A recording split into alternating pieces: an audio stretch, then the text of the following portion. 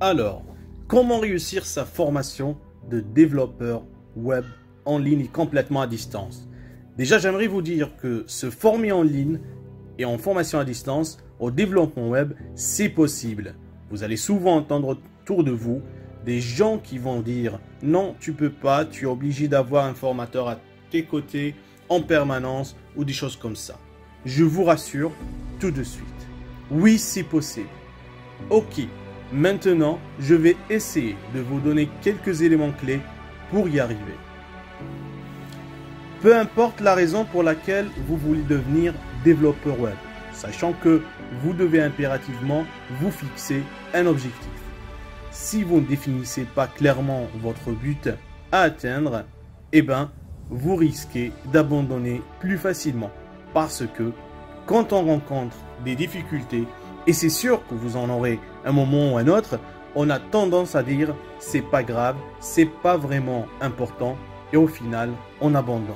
Donc, fixez-vous un objectif. Un objectif bien précis. On est tous différents et nos objectifs aussi. Donc, vous en tant que futur ingénieur pédagogique et en numérique aussi, vous devez être polyvalent et avoir des connaissances en multimédia et en informatique. Aussi, devenir développeur web va vous aider à mieux maîtriser votre job d'ingénieur en pédagogie numérique. Vous pouvez développer par vous-même votre site web de e-learning pour des enseignants, des formateurs.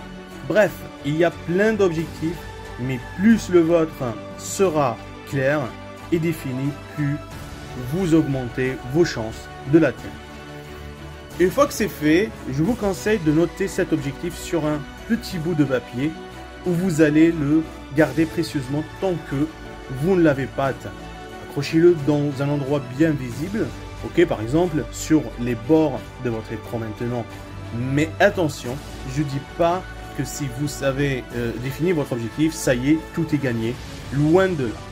Mais ce qu'il y a de sûr, c'est que dans les moments difficiles, vous allez regarder ce petit bout de papier, souffler un bon coup et paf, vous repartez à la conquête de votre objectif.